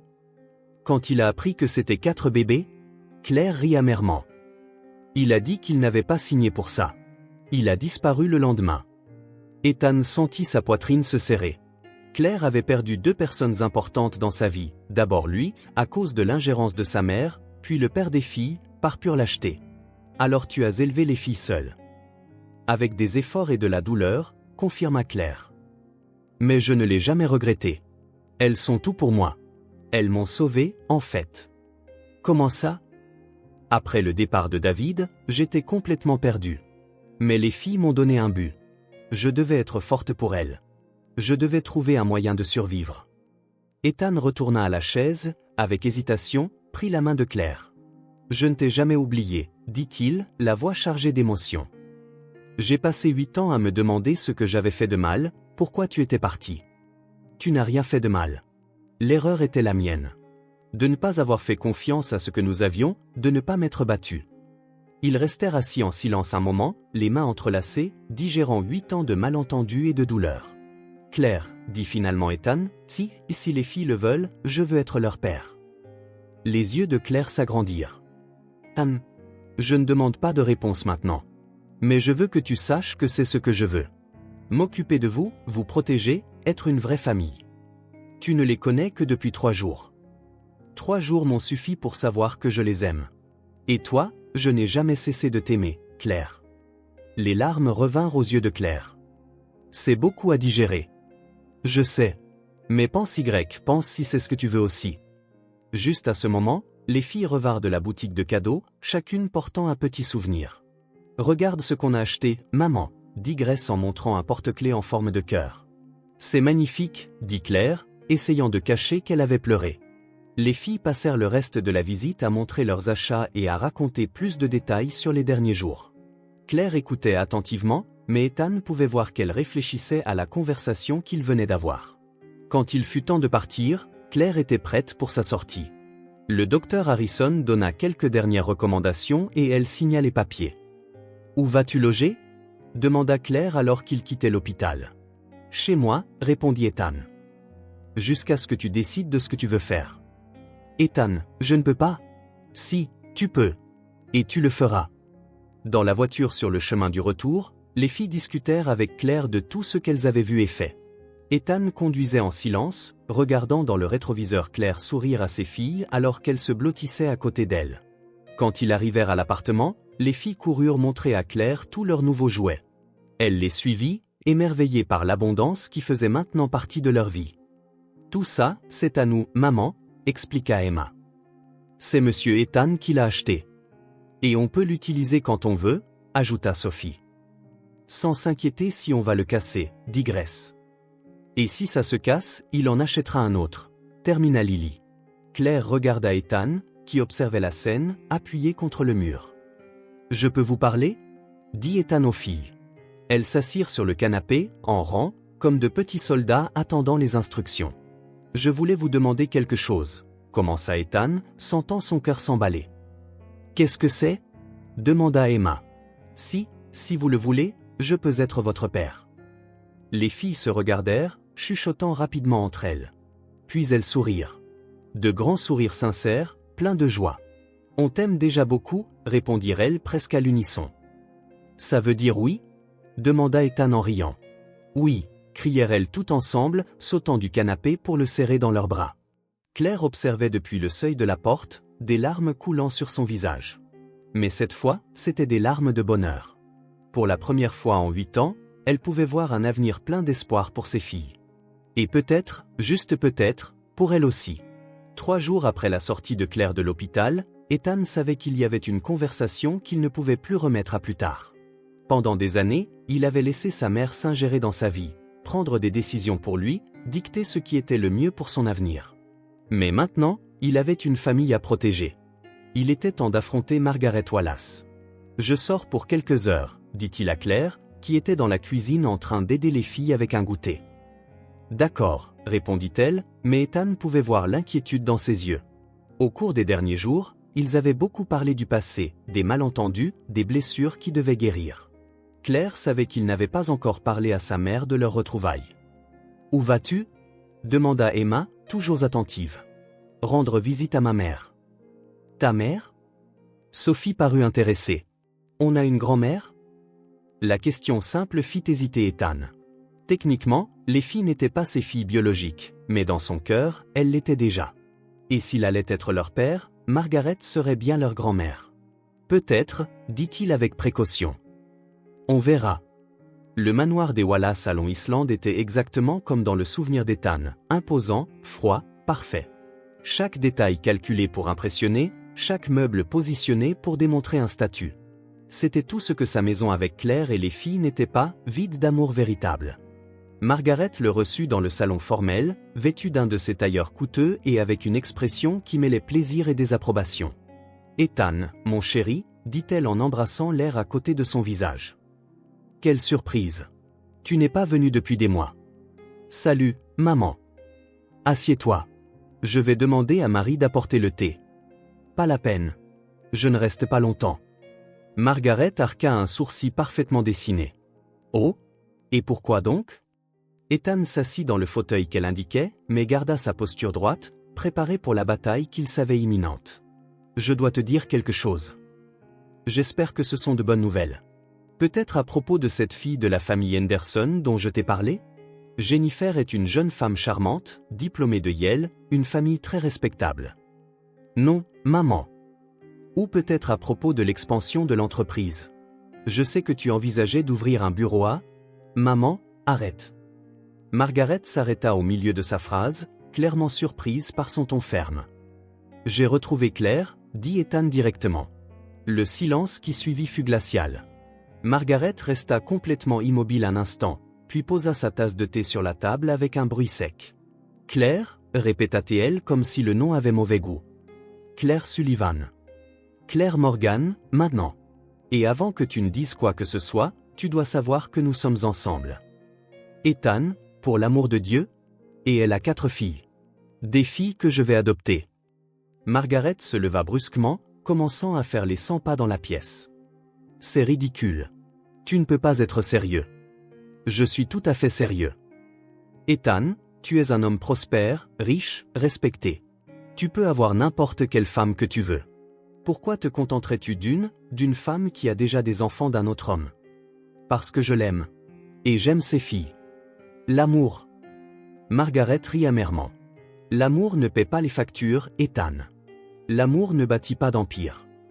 J'ai déjà bâti mon empire, maman. Maintenant, je veux bâtir une famille. » Margaret arrêta de marcher et lui fit face. « Tu fais une terrible erreur. Cette femme va gâcher ta vie, tout comme je t'en avais prévenu il y a 8 ans. » « Non, » dit Ethan en se levant à son tour. « Il y a 8 ans, c'est toi qui as gâché ma vie. Tu as dit des choses horribles à Claire, tu lui as fait croire qu'elle n'était pas assez bien pour moi. Parce qu'elle ne l'était pas. Et elle ne l'est toujours pas. Tu n'as pas le droit de juger de ça. Je suis ta mère. Et je suis un homme adulte qui a pris une décision. » Margaret prit une profonde inspiration, essayant clairement de se contrôler. « Ethan, réfléchis à ce que tu fais. Ta réputation, tes affaires, ton avenir. Mon avenir est avec Claire et les filles. Et si elle n'en veut qu'à ton argent ? Une femme seule avec 4 filles qui trouve soudainement un milliardaire ? Assez !» La voix d'Ethan sortit plus fort qu'il ne l'avait prévu. « Assez, maman. » Margaret parut surprise. Elle n'avait pas l'habitude qu'il élève la voix. J'ai retrouvé Claire. Nous sommes ensemble. Et je ne veux plus que tu t'ingères dans ma vie, Ethan. Je ne veux plus entendre un seul mot contre Claire ou les filles. Si tu veux faire partie de nos vies, tu devras nous accepter tous. Si tu ne peux pas le faire, alors tu n'en feras pas partie. Tu me poses un ultimatum? Je te donne un choix. Margaret s'assit lentement, comme si ses jambes ne pouvaient plus la soutenir. Je veux juste ce qu'il y a de mieux pour toi, dit-elle, sa voix paraissant plus petite. Je sais. Mais ce qu'il y a de mieux pour moi, c'est Claire et les filles. Si tu ne peux pas accepter ça, alors tu ne veux pas vraiment ce qu'il y a de mieux pour moi. Ethan se dirigea vers la porte, puis s'arrêta. Ce sont des filles incroyables, maman. Intelligentes, aimantes, courageuses. Si tu leur donnes une chance, tu pourrais découvrir qu'être une grand-mère est mieux que d'être contrôlante. Et il partit, laissant Margaret seule dans la pièce froide. Sur le chemin du retour vers Manhattan, Ethan se sentit plus léger qu'il ne l'avait été depuis des années. Il avait enfin posé des limites, défendu les personnes qu'il aimait, pris le contrôle de sa propre vie. Mais quand il rentra chez lui et vit Claire et les filles jouer dans le salon, une nouvelle prise de conscience le frappa. L'appartement, aussi luxueux soit-il, était trop petit pour 5 personnes.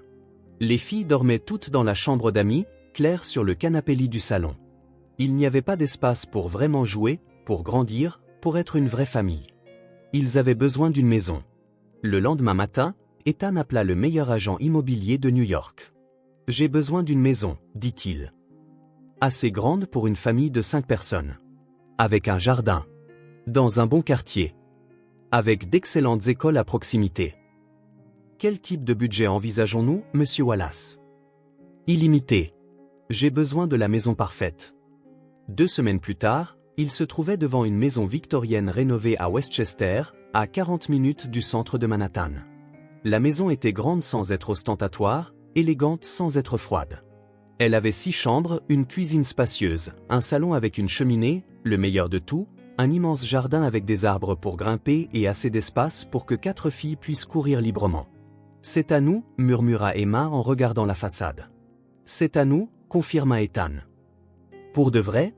demanda Sophie. « Pour de vrai. »« Pour toujours ?» voulut savoir Grace. « Pour toujours. »« Même si on met le désordre ?» demanda Lily. « Surtout si vous mettez le désordre. » Les filles se regardèrent une seconde, puis éclatèrent en cris de joie et coururent vers le jardin. Elles n'attendirent pas l'explication de l'agent, ne voulurent pas voir l'intérieur d'abord. Elles coururent directement vers la pelouse, se roulèrent dans l'herbe, découvrirent chaque arbre, chaque recoin de l'espace qui était maintenant le leur. Claire se tenait à l'entrée, regardant ses filles courir librement pour la première fois de leur vie. Des larmes coulaient sur son visage, mais elle souriait. « Elles n'ont jamais eu d'espace pour courir, » dit-elle doucement à Ethan. « Maman, si. C'est trop grand, trop cher. C'est la bonne taille pour notre famille. » Claire se tourna pour le regarder.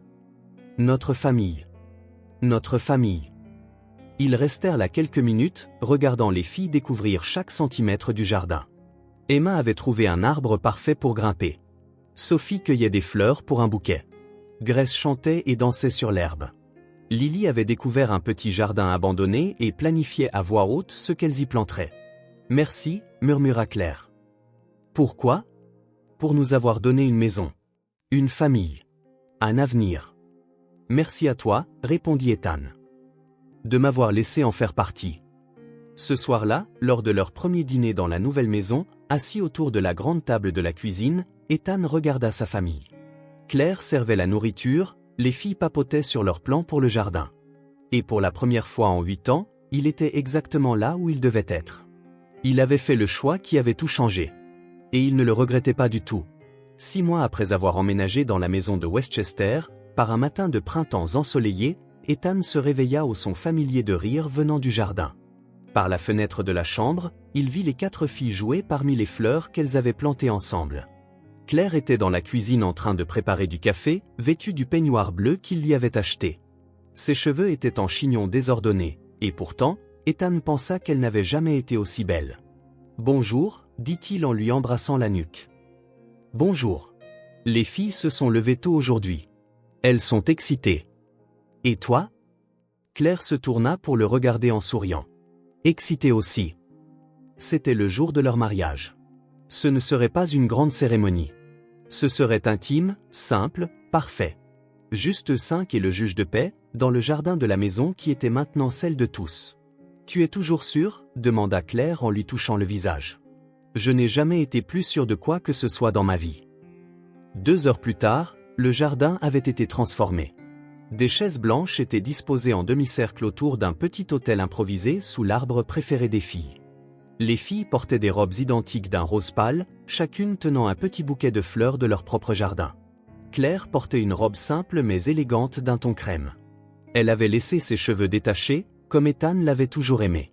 C'est l'heure, annonça Emma, qui s'était autoproclamée organisatrice officielle de la cérémonie. Ils prirent leur place sous l'arbre. Le juge de paix, un homme d'âge mûr et bienveillant, sourit à la famille assemblée. Nous sommes réunis aujourd'hui pour célébrer non seulement l'union de Claire et d'Ethan, commença-t-il, mais la formation officielle d'une famille qui existe déjà depuis un certain temps. Les filles sourirent, clairement fières de leur rôle spécial dans la cérémonie. Ethan, dit le juge, acceptez-vous de prendre Claire pour épouse, promettant de l'aimer et de prendre soin d'elle pour le reste de votre vie? Je le veux, répondit Ethan en regardant directement dans les yeux de Claire. Et promettez-vous également d'aimer et de prendre soin d'Emma, Sophie, Grace et Lily comme si elles étaient vos propres filles?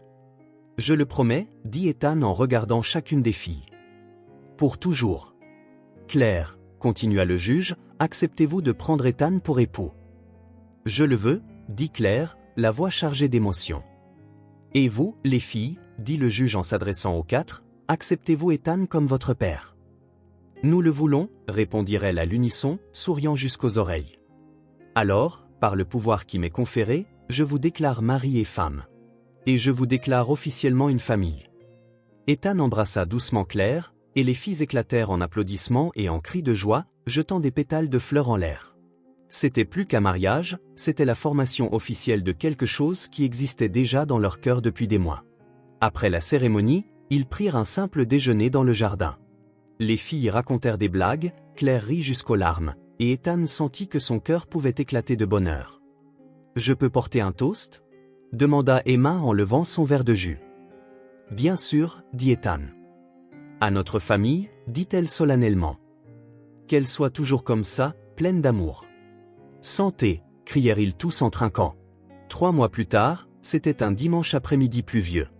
Ethan était dans la cuisine en train de préparer du thé. Il avait découvert qu'il aimait ces moments domestiques simples. Dans le salon, les filles étaient étalées sur le tapis avec leurs fournitures d'art. Sophie dessinait, Emma écrivait dans son journal, Grace coloriait, et Lily créait des histoires avec ses poupées. « Papa » appela Grace. « Tu peux m'aider à choisir une couleur pour cette fleur ?» Le cœur d'Ethan faisait encore un bond chaque fois qu'elle l'appelait papa. « Que dirais-tu du rose » suggéra-t-il en se penchant pour regarder le dessin. « Le rose est parfait » acquiesça Grace. Claire lisait dans le fauteuil, mais Ethan pouvait sentir son regard sur lui. Quand il se tourna, il trouva ses yeux observant la scène avec une tendresse absolue. « Qu'y a-t-il » demanda-t-il. « Rien, dit-elle en souriant. Je regarde juste ma famille. » Notre famille, corrigea-t-il.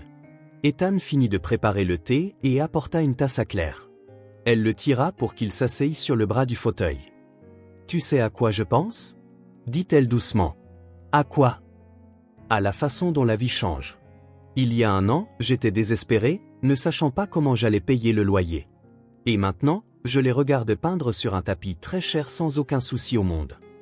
Ethan lui prit la main. « Tu regrettes quelque chose ?»« Rien.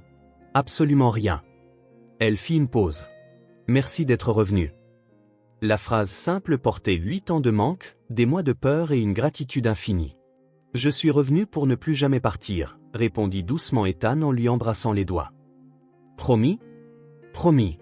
Cette fois, c'est pour toujours. » Juste à ce moment, Lily se leva du tapis et courut vers eux. « Papa, maman, regardez ce que j'ai dessiné pour vous. » C'était un dessin simple, fait au crayon de cire. Il montrait une maison avec un jardin plein de fleurs. Devant, 5 personnages en bâton se tenaient la main. En haut, en lettres tordues, notre famille heureuse pour toujours. C'est parfait, dit Claire, les yeux brillants.